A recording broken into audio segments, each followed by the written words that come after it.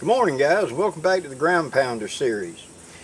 You asked about setting up an Alice pack without a frame, doing it as a soft pack. So that's what we're going to discuss today.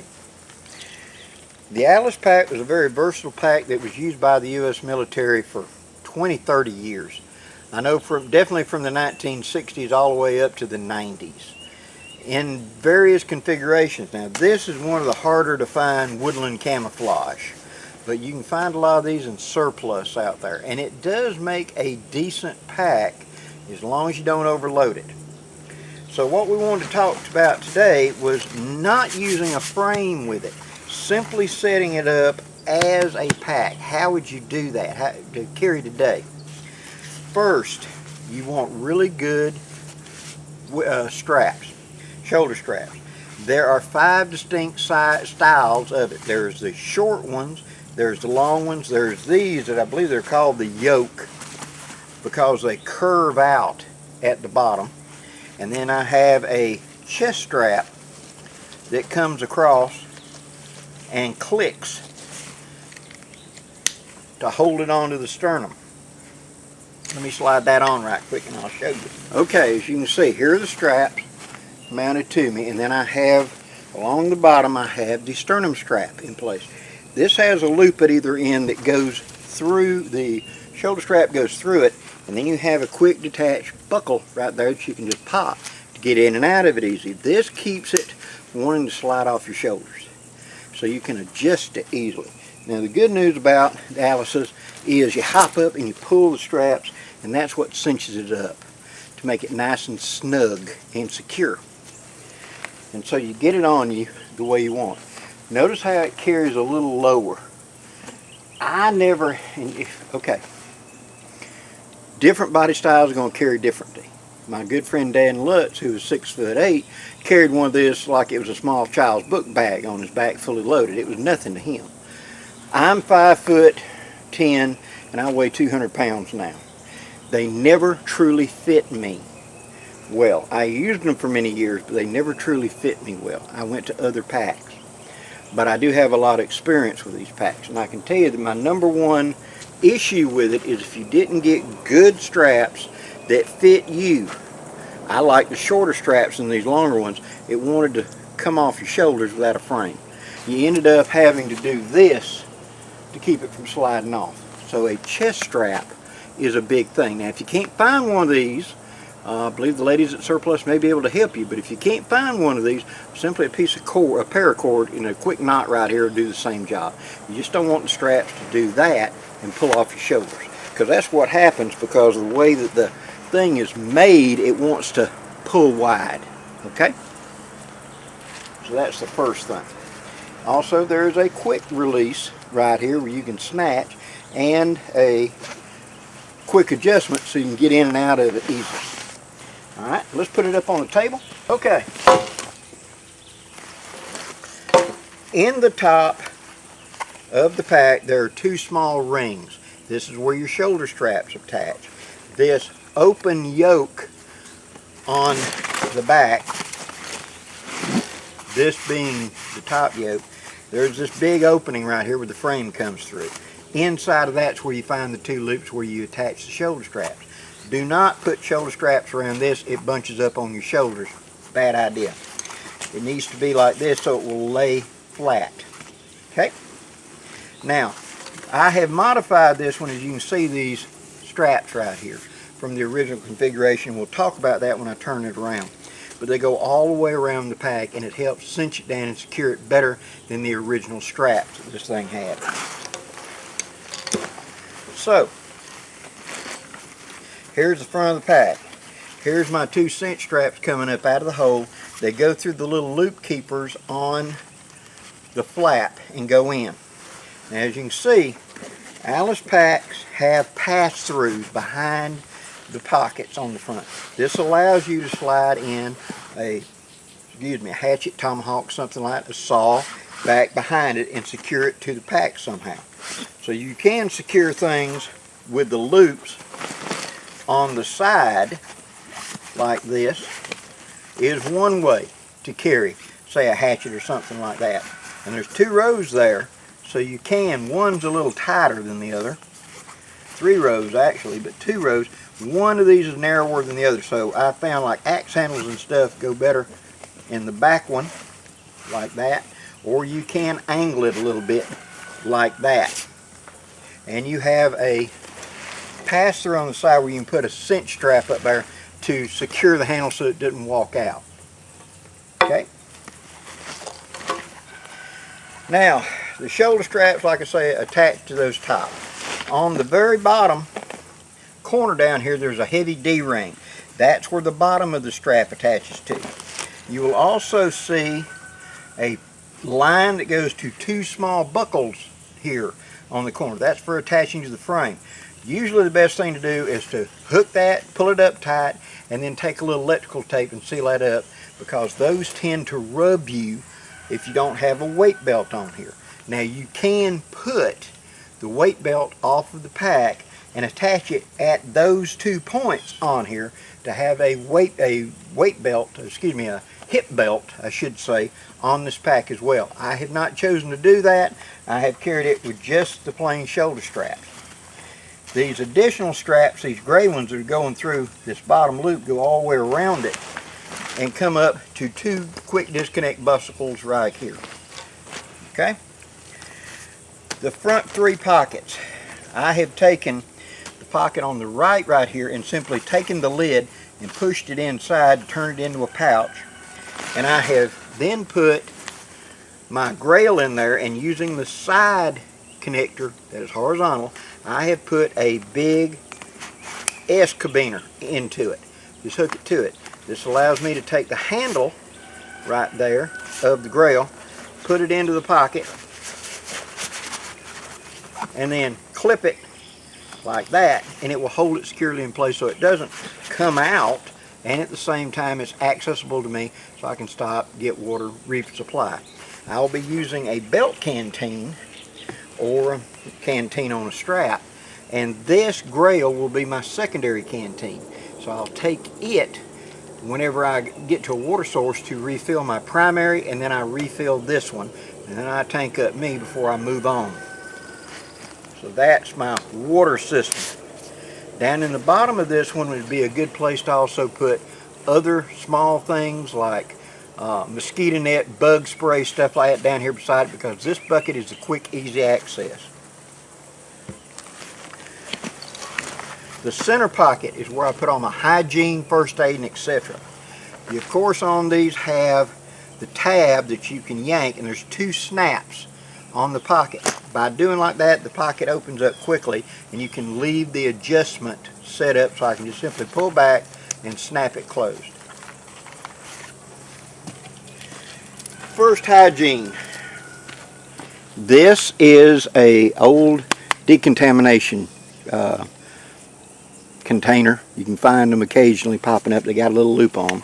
And we used to, back in the day, these were our favorite one to carry small travel size of shampoo, toothpaste, cologne, one of them solid things of soap, etc.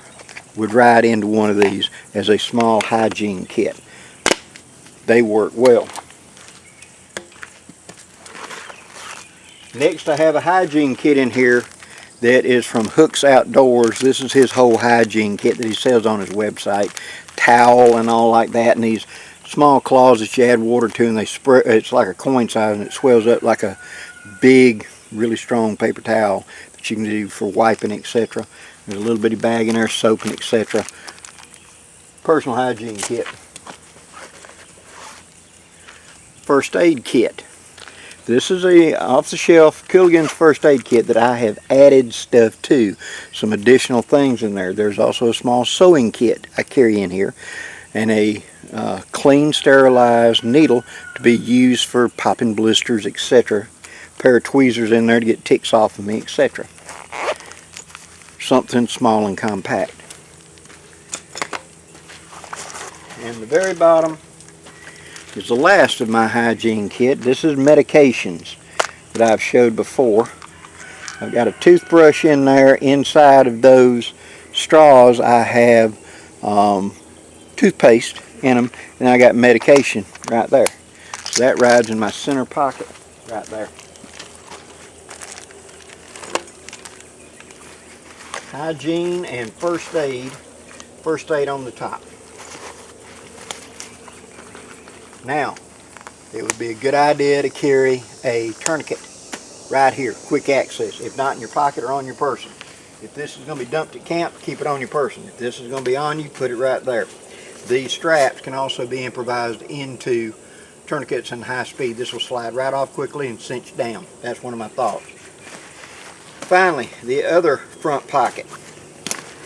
This one is where I'm going to put my quick access. In this case, my leather gloves and etc. is going to be the front right pocket whenever I'm sitting in front of it. So my water is on the left, hygiene first aid is in the center, and the right hand side is going to be gloves and quick, bug spray, things like that would be in here. Quick, easy access. 2 snaps. Okay, unhooking the buckles. Pop. Pop. Alright. In this top pouch, you could put a map or something like that. What I have chose to put in here is a cut down piece of a cat food bag. These cat food bags, dog food bag materials are basically tarps. If you really look at it, it's a tight woven poly tarp, special kitty. But this makes a quick sit pad I can pull out to be able to sit down on wet ground, dirty, someplace I can prepare food on or something like that. So it's a way to upcycle your stuff. You're already going to get this stuff for your pets anyway. Why not turn these bags into something useful? Now, if I took 2 or 3 of them, and all I did was open the top and open the bottom, and I took 3 of them, put them up in there. When I got to camp, I could cut 2 poles, run these through the poles through it, so it's a tube, 2 long poles, and put all 3 bags, one at the top, one on the bottom, and one in the middle, and make a raised bed by putting it up on sticks, cutting it. So that'd be a use for that too, wouldn't it? And that could ride up here in this top pocket with a map or something like that. Usually these are water repellent but not waterproof, so if you're going to put something up in here like a map or something like that, it is best to have some sort of separate water purification on it. Now, let me zoom you in a little bit. We're going to start going into it. Okay, we've opened up the flap and we have the cinch cord. Now, here's the proper technique for this. The cinch cord goes all the way around through the eyelets to gather the top of the pack. An old trick is to take it and pull it up a little bit snug, and then you take the cord, and right here in the back, these 2 grommets directly in the back center are the closest. And notice I've got a knot tied right there. That's where the line goes through. And I'm going to come underneath. I'm going to pull that cord lock underneath that, just like that. And then I'm going to cinch it up tight, just like that. That pulls the pack tight this way and keeps it from getting further and further off your center of balance. Now I can just half hitch it right there to secure that down. The reason I do this is the Alice has a tendency when you load it to get further and further from your center of axis, more wanting you to tip you over, right? So the best idea is to cinch it up as tight as you can get it this way to keep these pockets all from stretching it away from you. It carries better that way. Okay, opening up the pack. Now inside I have a Alice Pack liner, and to protect my back I have a folding sleep pad shoved in there to act like a frame. Now you could do this with your own pads. My niece Trinity sells a pad that would slide in perfectly like this. It's also a sitting pad and etc. that goes into my Nighthawk, but would also fit into an Alice pack like that. This allows me to be able to pull it out and still leave my pack loaded and put it back in without having to unload my pack to do it. Now let's talk about the liner. This pad right here protects your back. so that when you're carrying this without a frame, that's a nice smooth surface against your back so nothing's digging into you. Okay? Now, this is one of the U.S. Army Alice Pack liners. And yes, it's in there backwards. Blackie did not make a mistake. This is why I did it. Over years, I figured out that this rubber coating right here was easily abraded, easily rubbed. And so sliding stuff in and out of the pack tended to wear through this pretty quick. So I learned to turn it inside out. Put the nylon to the inside, so as I'm pulling gear in and out, I'm scruffing on the nylon. That allowed the rubber to still face toward the inside of the pack. And so the wearing surface is actually the inside, not the outside. And usually if anything's going to scratch this off, it's going to be pulling it in and out. To properly seal it up, I'll go ahead and show it. I've got my gear loaded in here. I'm going to pull up on it. Then I'm going to take the center, pull it to the back, pull the two sides in like that. See how they wrap over each other? Then I'm going to pull it up just like that. Now I'm going to fold the top over and stick it down like that. So when I cinch it up, any water that comes in around the pack is going to shoot away. It's not going to go up and into that opening. See, yes, you could gather it up really, really tight. And if I'm going to have to use this to cross water, we've got to cross a river or something like that, I can take this, and there is a cord provided on the pack, on the liner itself, to gather all this up into a tight configuration like this. Take that cord and cinch it down like that and tie it down, so this will become a air bladder and therefore float. So my Alice Pack will float, and I can use it for flotation going across a river or a stream or a body of water. Military taught that doctrine. Try to avoid it if you can. Alright, now I open up the liner. I have my rain poncho on top, quick and easy to grab. I have my food stores I'm going to be using, quick and easy to grab. I have my cook stove. I put this on the farthest away from my back so that this does not rub my back, because without a frame on it, if you put something hard up against your back, it's going to be like a fist doing like that as that pack moves. Rubs you, irritates you. There is my hammock I'm going to be utilizing right there. There is the poncho, there's the tarp that I have not pulled out of here, but the tarp would be here on top to be able to set up in case of rain. I have my pillow. In the very bottom I have clothing. This will be my extra clothing in the very bottom down here, because that's the last thing I pull out. Now that's a towel I put in there to represent the clothing. Put it in and push it all the way to the bottom. On top of that will go my sleeping bag or whatever I'm using, my woobie or whatever. Don't roll it up, just stuff it in here and stuff it into all the nooks and crannies and corners. You have that pad on the back to protect your back. Now stuff it into every inch in there to make it fully fill out. There's no void space. Reverse order. I'm going to have, I got the clothes, my sleeping bag, pillow. Then I'm going to take and put my cook set to the front.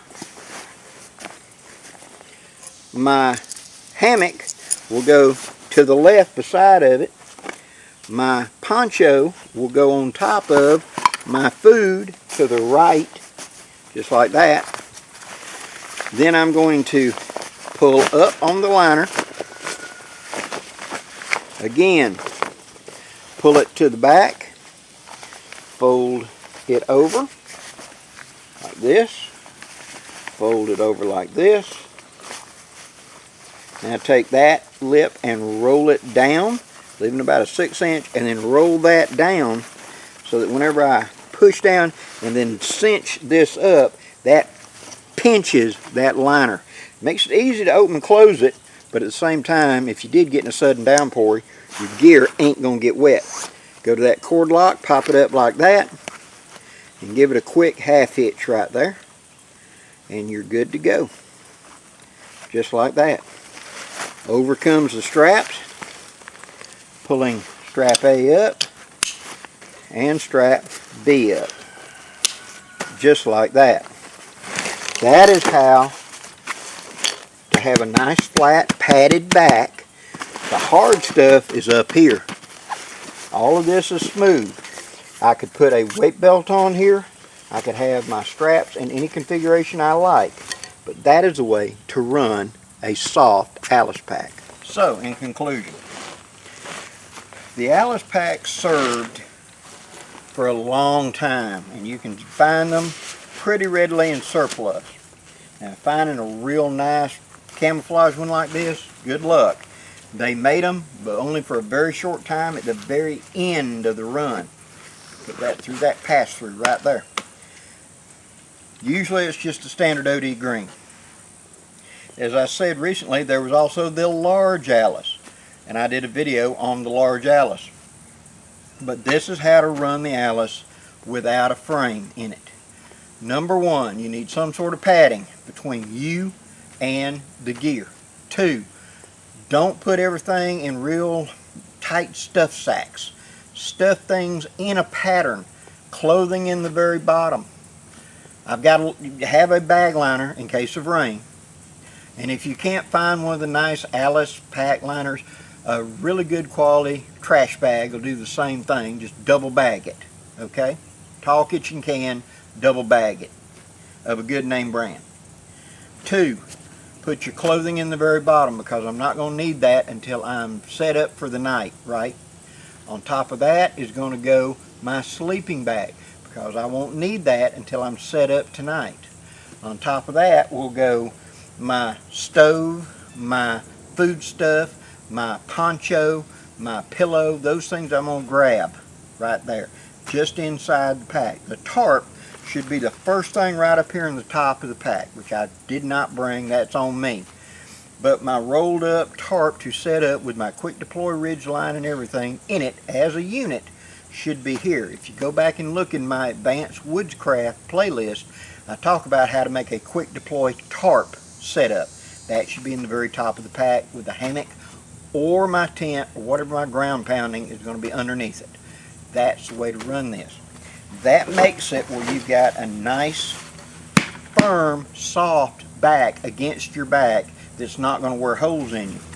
The straps should fit your body. You should have some sort of chest strap on it to keep these straps from walking off of you. A common problem, especially if you got on a slightly slicky shirt like I got on now. That's the way to run it. Hope you've enjoyed this, guys. If you have, please hit that like, share, and subscribe. I'd really appreciate it. Till next time, guys, I'm Blackie wishing you safe journeys. Have a great day, guys.